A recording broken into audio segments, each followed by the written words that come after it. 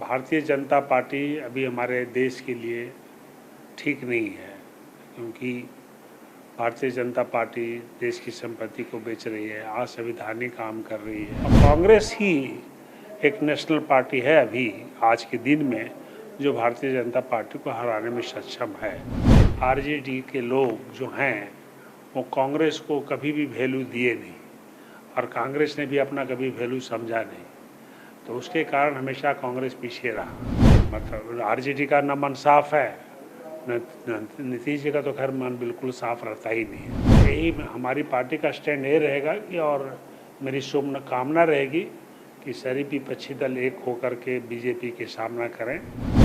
पटना में 23 जून को विपक्षी दलों का जो जुटान है उसको लेकर सियासी हलचल तेज है। बहरहाल जहां तमाम राजनीतिक दलों ने कह दिया कि ये जुटान सिर्फ दिखाने के लिए है, इसका फलसफा कुछ नहीं होगा, वहीं हम जानने निकले हैं लोकतांत्रिक सामाजिक न्याय पार्टी के राष्ट्रीय अध्यक्ष पद्मश्री सम्मानित जगदीश प्रसाद जी से कि आखिर इस पूरे मीटिंग का रिजल्ट क्या आने वाला है। सर देखिए, जो लोग मिल रहे हैं, रिजल्ट ठीक आना चाहिए अगर मन साफ हो तो, क्योंकि समय एक ऐसा आ गया है कि भारतीय जनता पार्टी अभी हमारे देश के लिए ठीक नहीं है, क्योंकि भारतीय जनता पार्टी देश की संपत्ति को बेच रही है, असंवैधानिक काम कर रही है, पूंजीपतियों को लाखों करोड़ 11 लाख करोड़ रुपया माफ़ कर दी, उसके बाद भी कर्ज दे रही है।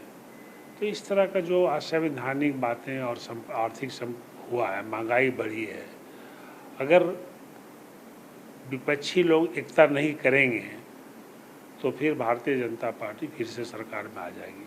और जिसने भी शुरुआत किया, जो भी है, मन अलग अलग पार्टियां हैं, मैं तो यही कहूँगा कि लोग जहाँ भी जो भी मजबूत हैं वहाँ अपने आपस में लड़ें, और किसी को अभी प्रधानमंत्री के बारे में बात चर्चा ना करें, नंबर 1। नंबर 2, जिसकी ज़्यादा संख्या होगी उस पार्टी का आदमी प्रधानमंत्री बनेगा। ये दिमाग में लोग क्लियर कर दें, इसमें कोई कन्फ्यूजन नहीं रखें, और तभी ये विपक्षी का एकता बन सकता है। अगर इस बात पर इन लोग का नाराज़गी होगा कि कौन ज़्यादा पार्टी आएगा, अरे हम बनेंगे प्रधानमंत्री, वो बनेगा प्रधानमंत्री, तो फिर तो मामला ठीक नहीं रहेगा। कांग्रेस को कैसे देखते हैं, कांग्रेस की भूमिका क्या रहेगी? देखिए, कांग्रेस की भूमिका बहुत अहम रहेगी, खास करके कर्नाटका में जो जीत हुई है और भारतीय जनता पार्टी की हार हुई है, इससे दिखता है कि कांग्रेस जो है अब, और कांग्रेस ही एक नेशनल पार्टी है अभी आज के दिन में, जो भारतीय जनता पार्टी को हराने में सक्षम है, इसमें कोई शक नहीं है। और राजस्थान, मध्य प्रदेश और छत्तीसगढ़ का चुनाव इस बात का फैसला करेगा कि विपक्षी दल उस समय तक और कांग्रेस उस समय तक इन लोगों के साथ रहता है कि नहीं, कि मन भटक जाता है, ये भी देखना पड़ेगा।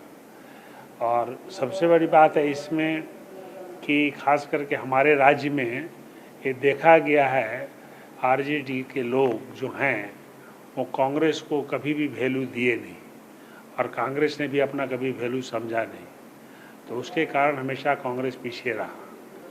तो अगर कांग्रेस अपना वैल्यू दिखाना चाहे तो अपना कि हम वास्तव में एक नेशनल पार्टी हैं और हमें आना चाहिए, तो अपने दम पर उससे लड़ना चाहिए, मैं तो ये बोलूँगा। बिहार में क्या लगता है, नीतीश कुमार, तेजस्वी यादव, इन लोगों को कांग्रेस को जगह मजबूती से देनी चाहिए? अगर समझ है तो देनी चाहिए, लेकिन लोग देगा नहीं, मन साफ नहीं है। मतलब आरजेडी का न मन साफ है, नीतीश जी का तो खैर मन बिल्कुल साफ रहता ही नहीं है। आपकी पार्टी का पूरा स्टैंड क्या रहेगा इस बैठक को लेकर, आने वाले चुनाव को लेकर?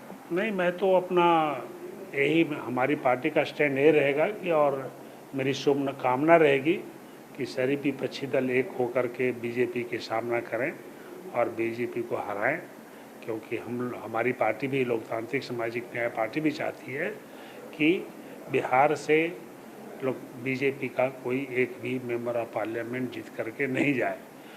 इसका कारण है कि हम लोग 6, 8, 9 सालों में मीडिया का देखिए आप स्वतंत्रता चली गई। हमारा जो इंस्टीट्यूशन है जिस पर प्रजातंत्र प्रजातंत्र का आधार है, ED, CBI, IB, election commission of India, institution, other institution, ये प्रजातंत्र का आधार है। इसको अगर केंद्र सरकार ख़त्म कर रही है तो प्रजातंत्र रहा कहाँ? तो ये सब बातें को देखते हुए देश की संपत्ति, सारे प्रधानमंत्रियों ने देश की संपत्ति को बनाया, पीएसयू बनाया, और ये हैं जो पीएसयू के बेचने में भारतीय जनता पार्टी सरकार लगी हुई है। तो ये बड़ा दुख की बात है।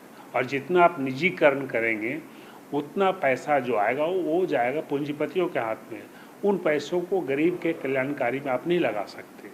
तो ये देश का दुर्भाग्य है कि इन लोग संपत्ति बेचने में लगे हुए हैं और पूंजीपतियों को माफ़ कर रहे हैं, और माफ़ तो कर रहे हैं। मतलब सबसे अफसोस की बात है, आपके माध्यम से बताना चाहता हूँ कि भारतीय जनता पार्टी ने एक कंपनी, एक नेशनल कंपनी ट्रिब्यूनल खोल दिया जिससे एक कंपनी को दिवालिया कहा जाता है, और उसी आदमी का 10 कंपनी है। तो दिवालिया कैसे हुआ भाई? जब 10 कंपनी उसका ठीक चल रहा है तो उस कंपनी से उसको पैसा दिलाइए।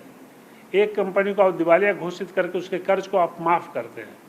ये कहाँ का अन्याय, ये कहाँ का न्याय आप कर रहे हैं जनता के साथ? ये जनता के साथ बहुत बड़ा अन्याय है कि जनता के पैसा को आप पूंजीपतियों के हाथ में बांट रहे हैं, जिसके कारण हमारी महंगाई बढ़ी है, जिसके कारण हमारे देश में बेरोजगारी की संख्या 10 करोड़ से ज़्यादा नौजवान। तो ऐसे में अगर विपक्षी दल 23 तारीख को आ रहे हैं और इसमें इन लोगों को अभी अपना स्वार्थ भूल जाना चाहिए, भूल करके काम करना चाहिए। और जहाँ पर जो पार्टी स्ट्रांग हो, अगर हमारी लोकतांत्रिक सामाजिक न्याय पार्टी स्ट्रांग है तो सारे गठबंधन को हमारा साथ देना चाहिए। जहाँ पर वो स्ट्रांग रहेंगे वहाँ पर हम हट जाएंगे। हमारा कहने का मतलब है कि अगर मकसद एक है तो आदमी को ओपन माइंड से बिना स्वार्थ का, अपने स्वार्थ का, देश के लिए काम करें। स्वार्थ जहाँ पर आ जाएगा तो ये खत्म हो जाएगा विपक्षी दल, ये मैं कहता हूँ। निश्चित तौर पर जहाँ विपक्षी दलों की बैठक है वहीं अब जगदीश प्रसाद ने ये भी साफ किया कि एकजुट होकर लड़े तभी बीजेपी हारेगी, और जो राजनीतिक दल का जिन राज्यों में जिन सीटों पर अपना कद है वहाँ वो लड़े और दूसरी सीटों पर अपने सहयोगियों को मदद करे। बीजेपी जाएगी तभी देश का भला होगा। कैमरा सहयोगी रौसिफ के साथ फर्स्ट बिहार के लिए आर्यन, पटना। बायोम जो है मेडिकल प्रिपरेशन का एकमात्र संस्थान जहां है complete digital classrooms, video lectures, student tracking system, library facility and 100% result oriented rankers batch. Biome, Hinoo एवं नगरा टोली, रांची।